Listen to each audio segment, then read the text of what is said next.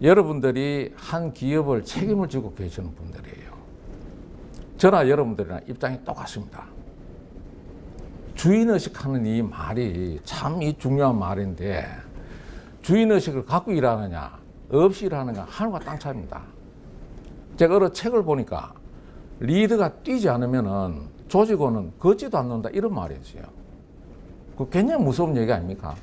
그러니까 리더는 죽으라고 뛰어야지 사실은 조직원들은 걷는 신용이나 한다.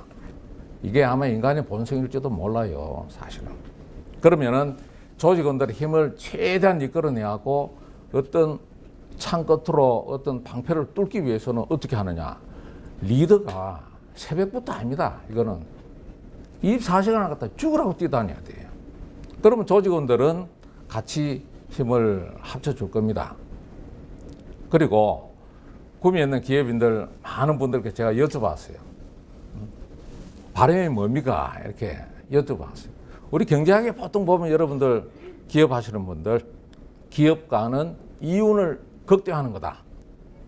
이윤 극대화. 이게 경제학 교과서에 나온 얘기입니다. 근데 요새 물어보면은 이윤 극대화요? 천만의 말씀을 해요. 뭐가 이윤 극대화입니까? 지금 오래 마르고 닳도록 해서 제발 우리 애들한테 좀 물려줬으면 좋겠습니다. 이게 희망이에요. 아마 여러분들도 그럴 것 같습니다. 그만큼 기업 환경이 많이 바뀌었어요. 그러면은 이윤 극대화하는 거에 어떻게 보면 쉽지요. 그렇지만 오래오래 하는 거는 정말로 저는 어렵다고 생각합니다. 그렇게 하려면 어떻게 해야 되겠어요? 저는 뭐 곰시의 CEO라면 CEO인데 저는 늘 이렇게 얘기를 합니다. 제가 어느 대학의 컨설팅 대학원 과정인데 제가 특강을 한번 갔습니다.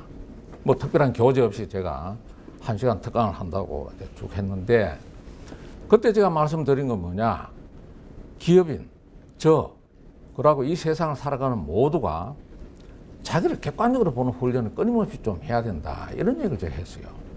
여러분들 기업 활동한다고 아십니까? 그지? 앞만 보고 열심히 가잖아요. 가다 보면은 어느 순간에 방향을 상실하는 그런 경험들을 아마 여러분들 했을 겁니다.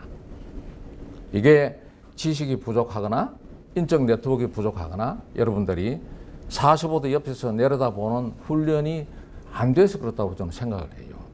그럼 객관적으로 어떻게 봅니까? 여러분들 객관적으로 볼 수가 없어요. 본인이기 때문에.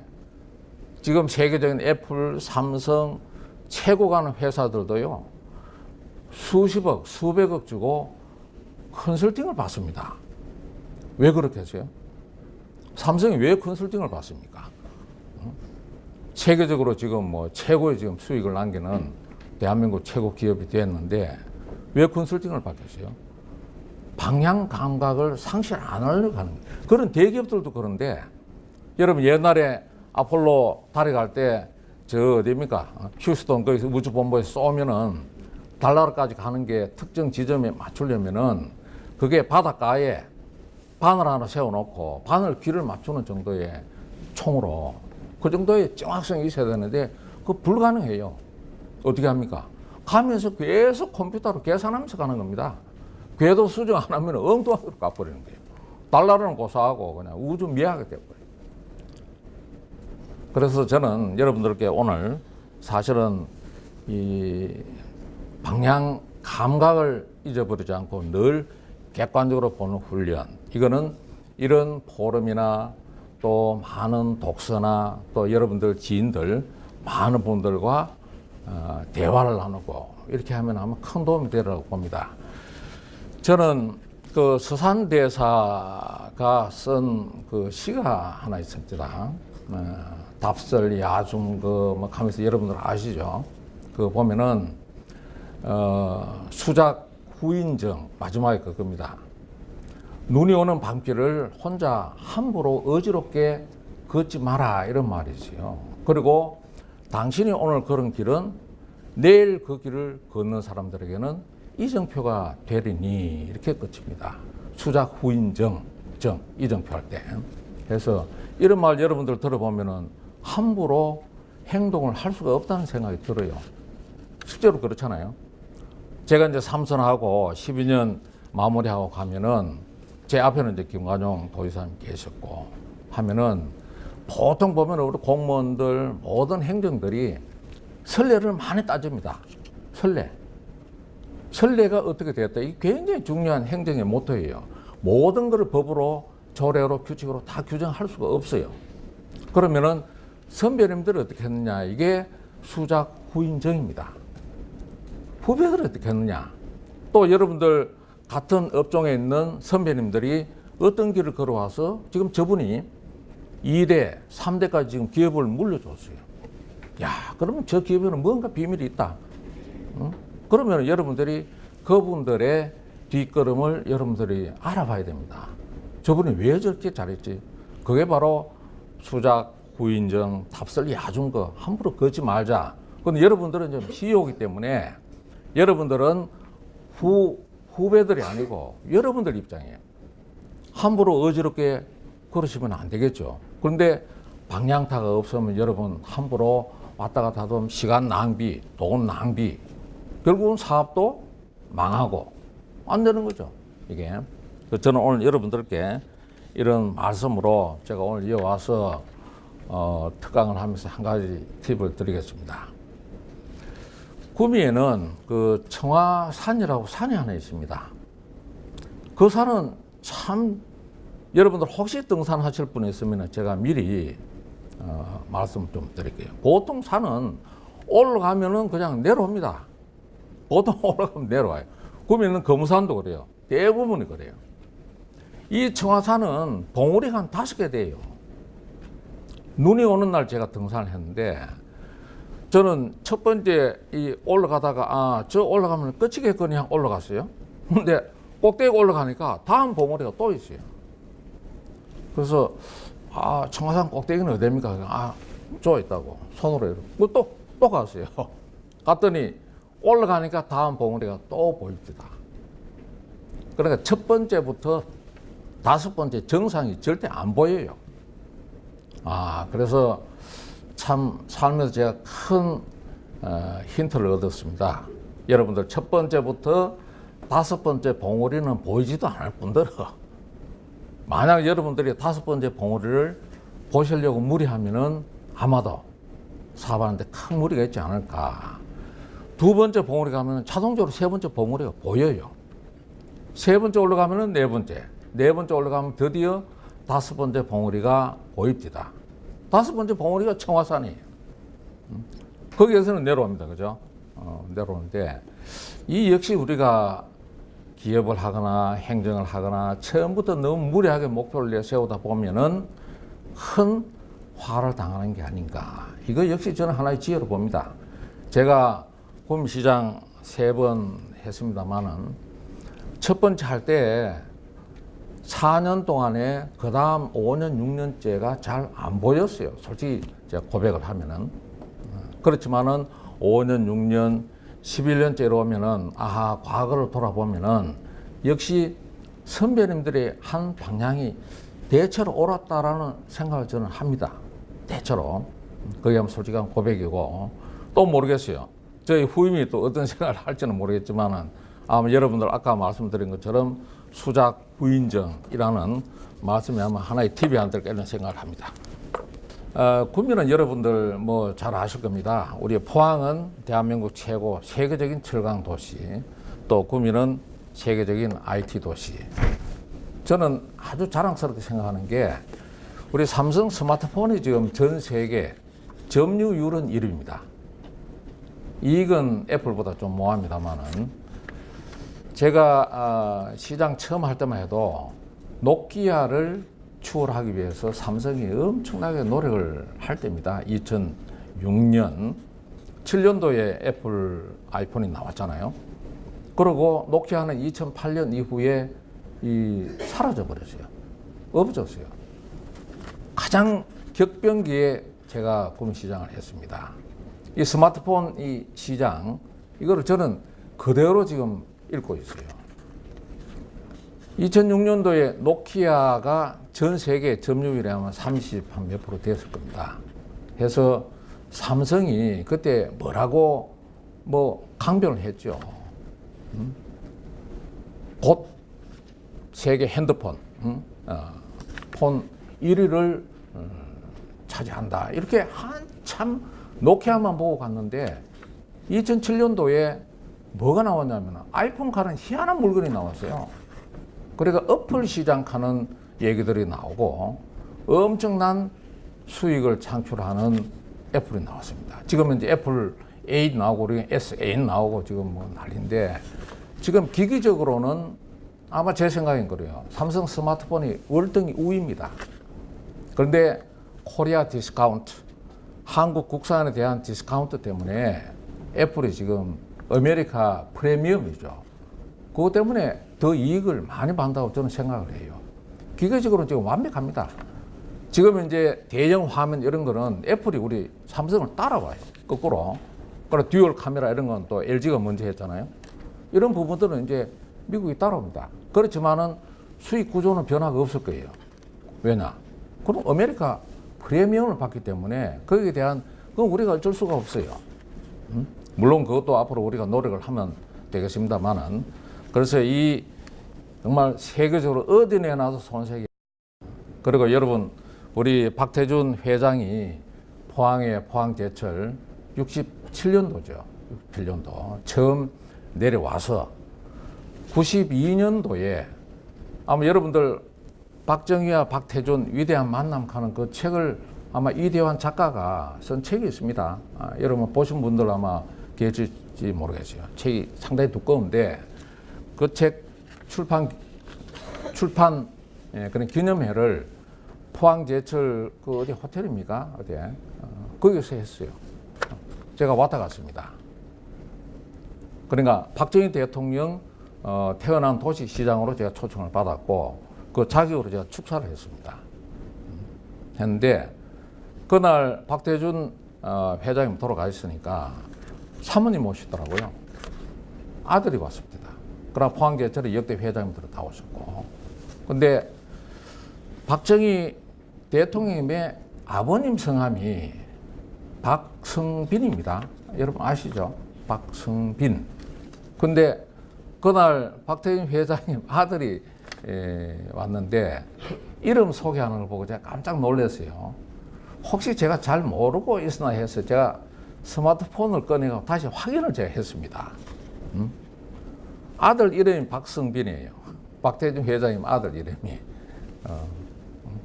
그 여러분들 좀 안 이상해? 박정희 대통령 아버님이 박성빈이고 박태준 회장의 아들이 박성빈입니다. 한자로도 똑같습니다. 그래서 아마 여러분 그 책자에 보면은 저는 뭐 다른 건 몰라도 많은 내용들이 들어와 있습니다.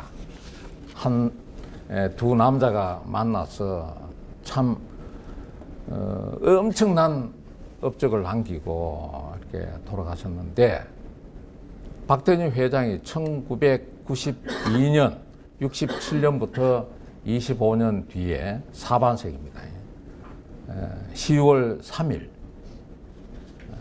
국립묘지 서울에 있는 거기에 가서 고했습니다. 두루마리에 붓글씨로 착 써서 펴서 거기에는 우리 박지만 씨, 박건영 씨, 뭐 가족들 같이 다 대동을 해서 고했어요. 25년 전에 각하께서 저에게 하명하셨던 철강 우리 대한민국 최강 우리 포항제철 이거 임무를 완수했습니다 하는 고함을 그 자리에서 두루마리로 마이크에 갖다 대고 직접 묘사하면서 고했습니다. 그 하는 얘기 보면은 2,100만 톤 조각 능력, 2,100만 광량 합쳐서요. 2,100만 톤을 달성한 날입니다. 그 날이. 그래서 이럴 수가 있나. 여러분 아마 그런 생각 할 겁니다. 특히 CEO이기 때문에 나보다 더 이 기업을 위해서 뛰어줄 수 있는 사람. 내가 한마디 한 거를 갖다가 25년 뒤에 먼 훗날에 와서 고했다고 내 무덤 앞에 와서 이렇게 고할 사람이 과연 있을까? 그래서 제가 그날 축사를 하면서 제가 이명박 대통령께서 제일 좋아하는 시가 함스크농의 그대는 이런 사람을 가졌는가 이런 시가 있습니다. 천길 만길을 떠날 때 내 가족을 마음 놓고 안심하고 맡기고 떠날 그런 친구가 있는가. 그리고 사형장에서 너만 살아다오 하고 자기가 대신 죽어줄 수 있는 그런 친구가 있는가 하는 시가 있어요. 그 시를 제가 그날 낭독을 했습니다. 여러분 그런 친구를 그런 사람을 가졌습니까? 제가 반문을 했어요. 오늘도 여러분 물어볼 수 있습니다. 그렇지만은 박정희 대통령이야말로 바로 그런 사람을 가졌지 않습니까? 25년 뒤에 와서 그걸 갖다 1992년 10월 3일입니다. 3일.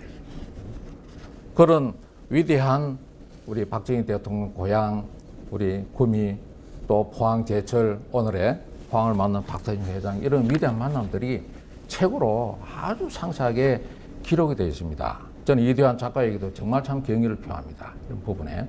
그래서 우리 양도시가 정말 유사점이 아주 많다는 생각이 들어요. 그리고 제가 지난 주에 휴가를 받아서 우리 경상북도 도내를 쭉 좀 다녔습니다. 참 우리 경북이 크기도 크고 골골마다 인물은 어쩜 그렇게 많고 또 종가, 종택, 고택 또 고택이 또 구택도 있습니다. 종손이 그 집에 그대로 대를 이어서 살고 있으면 그걸 구택이라고 그래요. 구택. 옛구자로 쓰더라고요. 그래서 정말 참 인물도 많고 그리고 또 명성지도 많고요. 또 그리고 오랜 우리 선조들이 갖고 놓은 정말 빛나는 그런 업적들이 너무 많아요. 그리고 아름다운 정자, 루 이런 것도 수없이 있고 거기 올라가 보면은 그 벽돌마다 적어도 한 5개, 6개 편액, 액자 이런 것들이 다 있습니다. 서예, 솜씨, 하며 이런 것들이 전통이 쭉 내려오는데 우리 이명박 대통령 고향은 우리 덕실 마을을 제가 가봤습니다. 물론 여러분들 우리 박정희 대통령 생가도 가보시겠죠. 그래서 어떻게 보면은 두 도시가 대한민국 대통령을 배출한 도시라는 아주 긍정적인 공통점이 있습니다.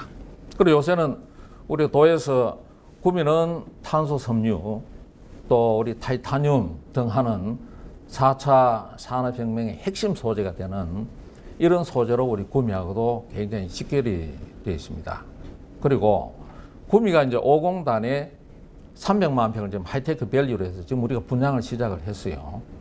근데 엊그제 호미곶을 이렇게 돌면서 보니까 그거 무슨 면입니까? 이게 동해 면입니까? 이쪽에 오른쪽으로. 그거 보니까 블루베리. 200만 평이 조금 안 되더라고요. 그래서 거대한 지금 국가공단을 만들어서 지금 분양을 하고 있고, 뭐 그 점도 저희 구미와 너무나 유사하다는 생각이 들고요. 또 특히 아마 우리 지역민 구성이 구미도 외지인들이 한 70%, 뭐 그럽니다. 포항도 어제 우리 말씀 들어보니까 외지인들이 70%, 그 정도 된다고 그래요. 외지인들이 많으면은 여러분, 저는 시정을 하면서 정체성에 있어서 많은 결함이 있습니다. 없을 수가 없어요. 그래서 그걸 저는 어떻게 하느냐. 한 책 하나 구미 운동을 해서 하나의 책을 전 시민이 함께 읽고 그 책을 같이 토론하고 여러분들 우리 저녁 때 특히 우리 만찬할 때 모이잖아요. 모이면은 뭐 불란서나 저런 데 가면은 취미가 뭡니까 그러면 디너, 저녁 먹기. 이게 취미라고 그래요. 아니 그게 무슨 취미예요 그게. 저녁 먹는데. 저녁 먹으면서 사람들하고 대화를 하는 거죠. 문학 얘기를 하고 예술 얘기를 하고 어제 봤던 오페라 얘기하고 영국 사람들은 축구, 미국 사람들은 야구, 담원 그런 것도 대화를 한다고요. 대화를 서로. 우리 한국 사람들은 뭐 합니까? 저희 때 만나면은 저나 여러분들이나 뭐 소주 한잔 먹고 그죠? 요새 2차, 3차는 많이 안 갑디다마는 그러면 뭐 합니까? 누구 또 임자 하나 정해가고 또 씹어야죠. 그 얼마나 그 자식 그 어제 보면 행편없더라고 그럼. 지난 1월 골프 치러 갔는데 매나가 엉망이더라 그러고 대체로 그래요. 그래서 구미는 제가 대체로 그 주인공이 됩니다. 포항은 어떨지 몰라도 시장이 당연히 되는 게 맞죠. 그리고 또 회사 같은 데는 미안합니다만은 주로 상사. 자, 저희 구미와 포항과 구미가 중간에 대구광역시 대구포 경제권 이런 얘기를 우리가 많이 했습니다.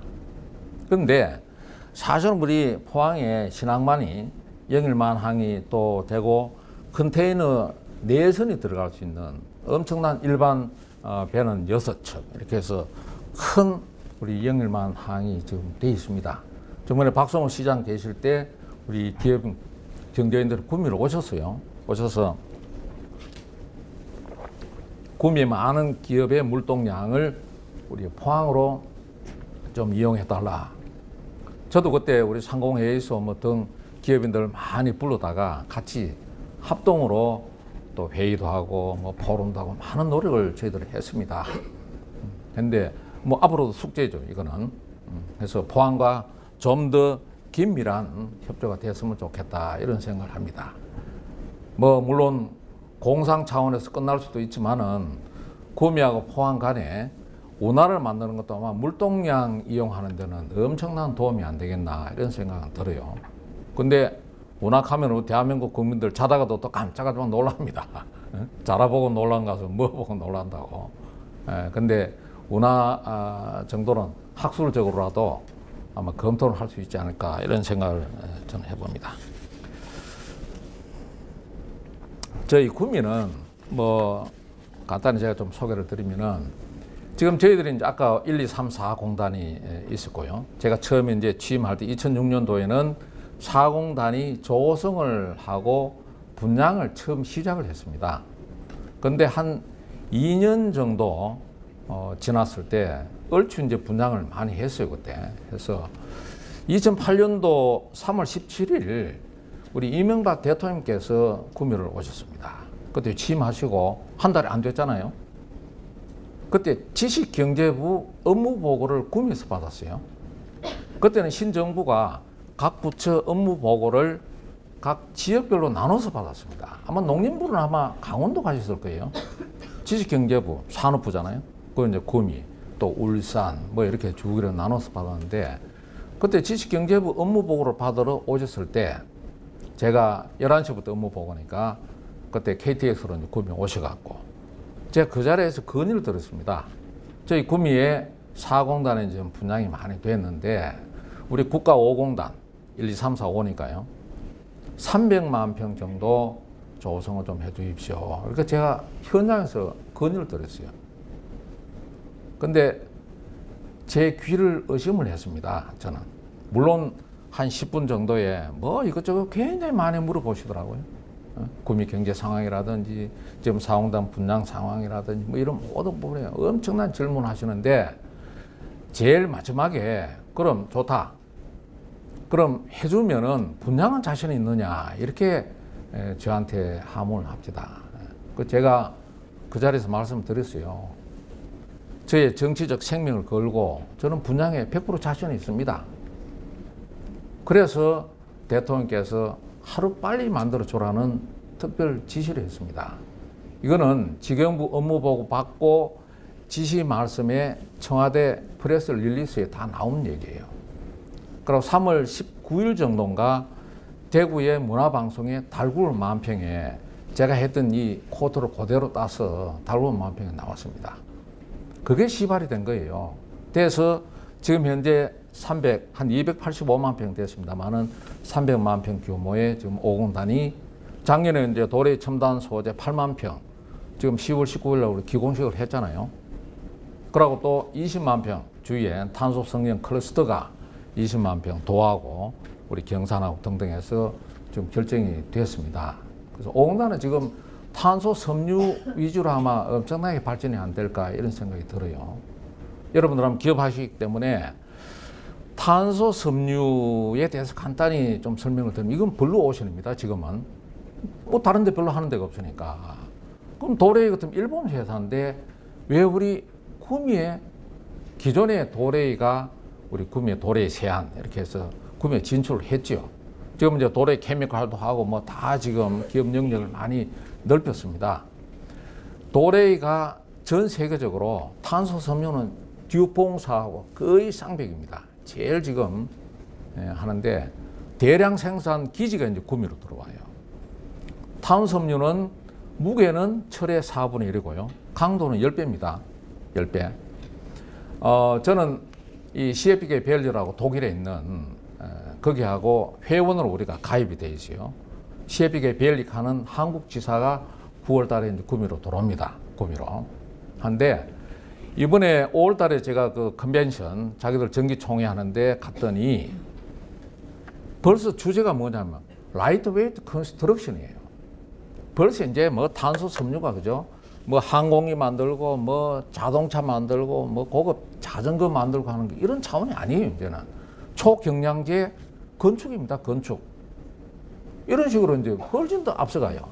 그럼 여러분 어떻습니까? 예를 들면 다리를 만든다. 엊그제 내가 영덕에 그 풍력 발전 단지를 갔는데 풍력 발전 단지 그 풍력 그 날개를 또 블레이드 그래요. 블레이드를 예를 들어서 철로 만드는 거하고 탄소 섬유로 만드는 거 효율이 차이가 완전히 다르죠. 무게가 4분의 1이니까 지금 요 날개에 그 바람 세기를 4분의 1만 돼도 똑같이 돌릴 수 있다는 단순 비교는 안 되겠지만은 그만큼 가벼워진다는 얘기입니다, 이게. 그러면은 새로운 산업 그 군을 갖다가 형성할 수 있고 그게 저희 구미에서 지금 꽃을 피울 것이다라고 저는 확신을 합니다. 그리고 이번에 9월 14일, 15일 이틀 동안에 1박 2일로요. 우리가 매년 해옵니다. 국제 탄소 섬유 포럼을 구미에서 합니다. 여러분들 꼭 참석하셔서 국제적으로 탄소 섬유 이 산업이 앞으로 시장 규모는 얼마가 되고 또 어떤 분야에 이게 쓸모가 있고 또 앞으로 어떻게 되느냐 이걸 갖다 여러분들이 좀 좋은 정보를 좀 가지면은 아마 기업하는데 굉장히 도움 될 겁니다. 예를 들면 드론 산업, 드론, 그죠? 드론 산업 이거는 지금 현재 중량이 그 문제 아닙니까? 똑같은 동력체 같으면은 무게가 가벼우면 훨씬 더 효율적으로 갈 수가 있잖아요. 그러고 그걸로 건물을 지으면 500층도 만들 수 있다고 그래요. 왜냐? 현재는 여러분 500층 만드는 게 문제가 아니잖아요. 엘리베이터를 어떻게 500층까지 왔다 갔다 합니까? 엘리베이터 하면은 열이 나잖아요, 열이. 그러니까 계속 엘리베이터 이용을 못 해요. 탄소 섬유는 그 문제가 해결이 됩니다. 그래서 건축도 이제는 무한대로 천층도 지을 수 있다고 그래요. 이론적으로.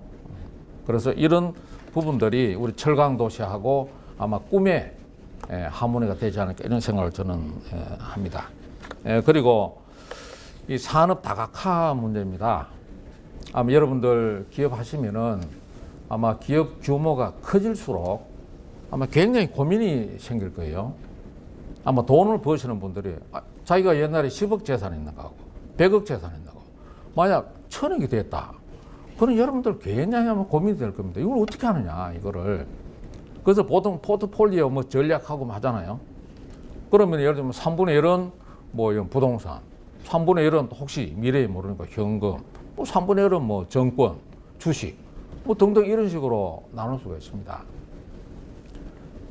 매년 여러분들 1월 1일 되면은 언론의 신년호에 보면은 반드시 나옵니다. 재벌, 총수들이 신년도의 사업 계획을 어떻게 할 거냐, 신성장 동력 산업은 자기 그룹에서는 뭘 할 거냐가 다 나와요. 그거 보면요. 특히 기업 하시는 분들, 중소기업 하시는 분들, 2차, 3차 밴드 하시는 분들은 큰 방향탑니다. 그거는. 내가 좀 거래하는 이 회사 총수가 앞으로 처음에는 뭐 바이오 헬스 뭐 하다가 어느 날 갑자기 다 처분해버리고 다른 기업에 팔고 다른 방향으로 간다. 그럼 자기가 빨리 바꿔야 돼요. 자기가 안 바꾸면 자기는 이거예요. 바로. 저는 구미시장이고 기업하는 사람은 아니지만은 그래도 구미시라는 도시의 CEO이기 때문에 굉장히 예민하게 저는 봅니다. 그 부분을. 그리고 뭐 이건희 회장님이나 예를 들면 SK 뭐 최태원 회장님이나 뭐 이런 분들이 자기 그룹을 걱정하는 것 이상으로 저도 구미시의 미래의 모습에 대해서 굉장히 고민하고 걱정했습니다. 2006년도 이 뒤에 사진이 뒤에 좀 있습니다만 여기 구미에 변천사를 여러분 보시면은 처음에 우리 69년부터 구미공단이 시작을 했습니다. 보니까. 그래서 이제 2019년 되면은 구미공단 이제 50년 되죠. 옛날에 섬유전자, 그죠? 뭐 KC나 뭐 골드스타, 뭐 금성사 등 들어와서 했습니다. 그리고 백색가전, 전자전기하는 90년대. 제가 이제 부시장하고 했던 2000년대가 모바일 디스플레이 그랬다. 모바일은 뭡니까? 삼성 핸드폰. 디스플레이는 LG전자, LG 디스플레이, 그 테레비. 테레비 만드는 게 두 주종이에요, 이게. 두 주종. 근데 2006년도에 제가 시장을 맡았잖아요. 그때 2005년도에 구미가 난리가 났습니다. 수도권 규제 완화 때문에 LG 필립스 LCD 하는 회사가 파주로 가버렸어요. 파주로. 포항은 여러분 그런 걱정은 절대 할 필요가 없습니다. 사실은. 저희들은 이게 전자산업 이게 구조가 이게 사실은 하룻밤사이 공장 뜯어서 옮기면 돼요. 인도도 가면 되고요. 베트남도 가면 되고 가서 라인 깔고 그냥 돌리면 돼요. 포항제철은 여러분 고로를 절대 못 움직이는 그런 걱정 여러분 뭐 절대 하실 필요가 있지만 구미는 그런 부분에 대해서 굉장히 예민합니다. 지금 신정부가 들어와서 수도권 규제 완화 움직임을 일부 의원들이 지금 얘기를 해요.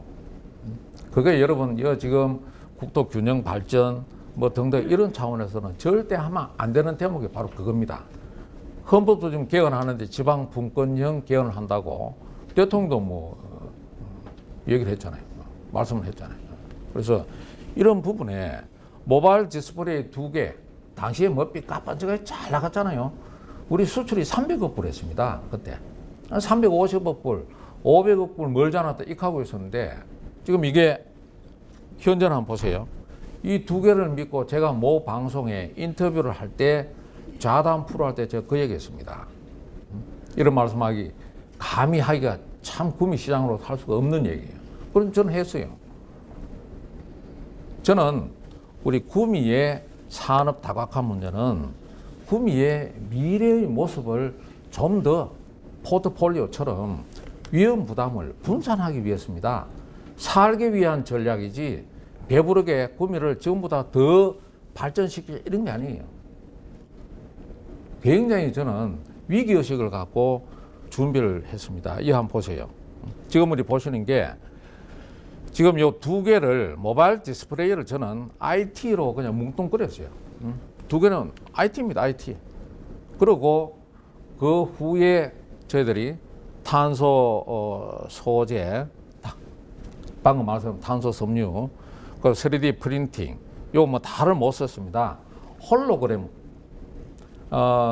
전번 5월 달에 우리 구미에서 동시에 구미코에서 하나는 우리 3D 프린팅. 그때 아마 언론에 보도가 다 나와서 여러분 아실 겁니다.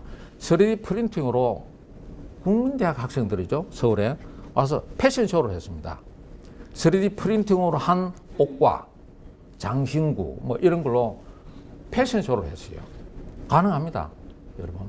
옷도 그러고 장신구 뭐 머리 하는 게 이거를 전부 다 해서 그리고 이쪽에 게리 구미 전자전기술은 여기에서는 홀로그램 광운대학교 김 교수님 대한민국 최고인데 국제 석학들이 한 20명이 모였어요. 모여서 홀로그램 차세대 디스플레이는 홀로그램입니다. 여러분. 이제 여러분 뭐 우리 평면 TV가 나오고 뭐 OLED가 나오고 그죠? 뭐 여러 가지 이제 많은 발전을 해왔지만은 다음에는 입체적으로 바로 옆에 종처럼 데리고 다니죠. 컴퓨터를. 데리고 다니면서 야 오늘 날씨가 어떠냐 그럼 옆에서 소곤소곤 해주는 거예요. 조그마한 물체가. 그때는 시연을 한 게 김연아 피겨스케이트 그 하는 장면을 우리 홀로그램에는 시연도 하고 했습니다만은 이런 우리 그리고 여기 나오는 전자의료기기. 지금 전자의료기기는 여러분들 바이오 헬스 산업 원격 치료 그러면은 원격 치료 안에 가장 핵심이 뭐냐면 모바일입니다. 모바일. 그리고 디스플레이 이런 산업들이 지금 되고 있고요. 그리고 자동차 부품이라든지 등등. 그리고 신재생 에너지 산업이 있는데 이게 뭐냐면은 리튬이온 배터리 뭐 이런 겁니다. 솔라. 그래서 솔라 파넬 만드는 것도 물론 만들지만은 리튬이온 배터리가 아마 중국이 지금 이제 전기 버스 뭐 우리나라도 그렇잖아요. 스마트폰뿐만 아니고 많은 이제 장비를 전자 이런 리튬이온 배터리로 씁니다. 구미는 이 배터리 만드는데 세 가지 요소, 음극재, 양극재, 그리고 중간에 분리막, 세퍼레이터 필름이죠. 요 세 개가 구미에 지금 다 들어와 있습니다. 최종적으로 만드는 게 뭐냐 하면은 최종적으로 만드는 게 뭐냐, LG 화학하고 삼성 SDI 또 SK 여기서 최종적으로 만들어 갖고 우리 스마트폰 요 보면 저장 장치는 그거예요. 근데 하나는 우리 도레이 세퍼레이트 필름이고요. 하나는 PCT, 그리고 포스코 ESM이라고 있습니다. 포스코에 계시던 분이 지금 부사장으로 와 계시는데 그 음극재, 양극재, 분리막 구미에 지금 다 만들어요. 그래서 등등 이런 부분 해서 저희 구미는 산업 다각화, 그리고 또 우리 구미 공업 용지 등등 해서 사실은 CEO 하다 보면은 내일이 걱정이잖아요. 수도권 규제 완화하면 언제 평택으로 갈지 모르고 언제 저 파주로 갈지도 모르고 진짜 위기입니다. 사실은 이런 부분에 뭐 그동안에 이런 노력을 해왔다는 말씀 드리겠습니다. 지금 우리 지방 도시 사실은 뭐 위기죠. 사실은 여러분 우리 뭐 포항은 지금 포항사랑 상품권을 만들어서 지금 지역경제 활성화에 굉장히 큰 노력을 하고 있고 뭐 상당히 저는 잘한다고 봅니다, 여러분들. 그렇지만은 대내외 환경이 따라주지 않으면은 제대로 안 된다고 저는 봐요. 그래서 지금 뭐 한미 FTA 폐기한다고 엊그제 그죠? 트럼프 대통령이 폐기가 뭡니까? 재협상도 아니고 이게 얼마나 큰 위기예요 지금. 그리고 이 또 북한은 6차 핵실험 했다고 그러고 지금 또 난리고 6차 핵실험을 해도 지금 뭐 정권 시장이다 뭐 슈퍼 움쩍도 안 합니다. 우리 대한민국 국민들 정말로 굳세입니다. 굳세. 이런 대외 환경, 대내 인구 감소. 여러분 인구 감소가 이게 사실은 이 지역 경제에 미치는 악영향이 엄청 큽니다. 2050년 되면요, 570만 명이 이제 인구가 감소가 되고요. 지금 이 통계는 엊그제 보도가 다 나온 얘기입니다, 지금. 여기 보시면은, 한번 보세요. 경상북도에 23개 시군이 있는데 17개가 소멸 위험군입니다. 요 빨간 거 요거예요. 의성군이, 청송리, 요거는 지금 고위험. 이거는 30년 내로 지금 소멸되는. 그리고 포항은 중정도 됩니다. 그리고 구미만 지금 8회요. 구미는 대한민국 젊은 순위로 따지면 세 번째 들어갑니다. 아직은 우리 노인 지수도 경북이 18.8%입니다. 근데 우리는 7.8%예요. 아직은 저 밑에 있습니다만은 이게 언제 더 악화될지도 모르고요. 인구 소멸은 시계 초침처럼 정확하게 옵니다. 금년도의 신생아 수가 드디어 40만 이하로 내려갔습니다. 이게 무슨 영향을 주느냐? 특히 여러분 자영업 하시는 분들, 식당, 그죠? 그리고 뭐 노래방, 그리고 우리 보육 어린이집, 또 유치원, 그리고 미장원, 이발소, 우리 골목에 늘 보는 이런 업체들 다 영향을 받습니다. 인구가 느는 데는 인구 느는 프리미엄 때문에 경제가 자동으로 성장을 해요. 성장을 합니다. 인구가 줄면은 아무리 몸부림쳐도 인구 성장이 안 돼요. 이게. 그래서 우리 박정희 대통령께서 뭐 공과 있습니다만은 우리나라의 가족 계획을 한 10년이라도 조금 뒤로 미뤘으면은 이게 훨씬 더 나아지지 않았을까 이런 생각이 듭니다. 가족 계획 여러분 아시죠? 60년도 각 시군의 공무원들 막 가서 그냥 막 얼마나 했습니까? 저희들 예비군 훈련 받을 때, 그 수술하면 예비군 훈련 면제예요. 면제. 10년만 뒤로 했어도요, 이런 현상은 없습니다. 지금 현재 이런 고민 안 해요, 때예요. 그래서 39만 이하로 내려가면은 또 영향받는 게 대학교, 학교, 초중고 다 영향을 받잖아요. 학생 4명인데 교사가 6명 이런 학교들이 있답니다. 그래서 이런 등등 문제에 우리 모두 좀 진짜 대처를 효율적으로 해야 안 되겠느냐. 이 최저임금 문제, 이런 문제, 이 경제를 어떻게 대한민국이 아까 말씀드린 서스테이너블하게 지속 가능하게 마르고 딸도록 우리가 잘 좀 하기 위해서는 우리가 5년만 봐서는 안 되죠. 10년 뒤도 봐고 20년 뒤에도 봐야 되고, 이것이 계속 지금 현재 작년도 2.8%입니다. 경제 성장이. 그럼 2.8%라도 유지를 하려면은 우리가 머리를 갖다 더 짜내야 돼요. 물론 여기에는 이론이 많습니다. 소득을 높여주면은 전 국민이 소득이 올라가기 때문에 또 소비를 더 하고요.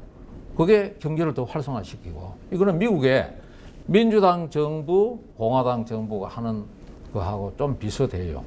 공화당은 뭡니까? 텍스 컷입니다. 세금을 대폭적으로 깎아주고 그 세금 안 낸 만큼 너는 시장에 가서 물건을 사고 그래야지 기업이 전체가 활성화된다는 논리고요. 민주당 정부는 그거 안 돼.